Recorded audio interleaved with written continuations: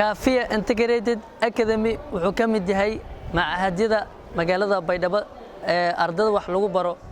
Runtii markaad fiiriso qaabka ay manhajku u bixiyaan wuxuu kaga duwan yahay iskuulaadka kale sida aad aragtaan ardadan gabayada qiimaha leh ee halkan ka soo jeedinayaan.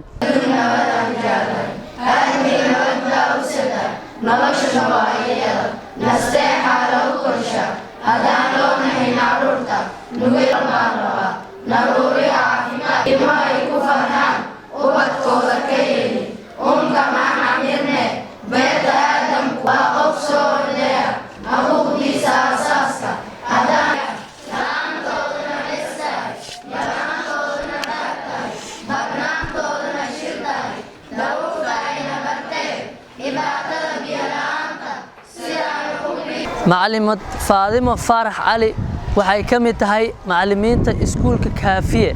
sidoo kale waa maamulka xigeenka iskuulka waxa ay sharaxaad ka bixinaysaa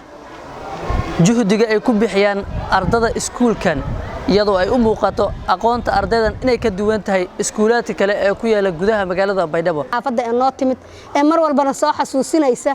qalbiyada annadana soo gelinaysa in ay yihiin dad wanaagsan oo bulshada la qaybsanayo wax allaaliya wixii wanaag ah ay u baahan yihiin ayaan ka salaamahayaa allaha mahad leh mar labaad iyo mar saddexaad iyo mar afraadba tan kaleeto waxaa mahad leh waalidiintii ku soo tiib iyo tacab beeshay iyo dhammaan macallimiintan iskuulkan kaafnay inkastoo iskuulka annaga uusan fasax ahayn oo maadiga u fasax ahaa in diiniga fasax ahayn haddana iskuulku uu maadiga diini yahay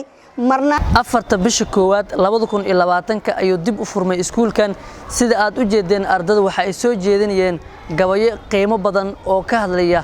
waxbarashada dagaalka biyaha iyo waalidka qiimaha uu leeyahay. Kafia Integrated markasta waxa uu ku dadaalayaa sidii arday tayo uu ku soo saari lahaa. Cabdullaahi Mukhtaar Caalin baahinta Koonfur Galbeed magaalada Baydhabo.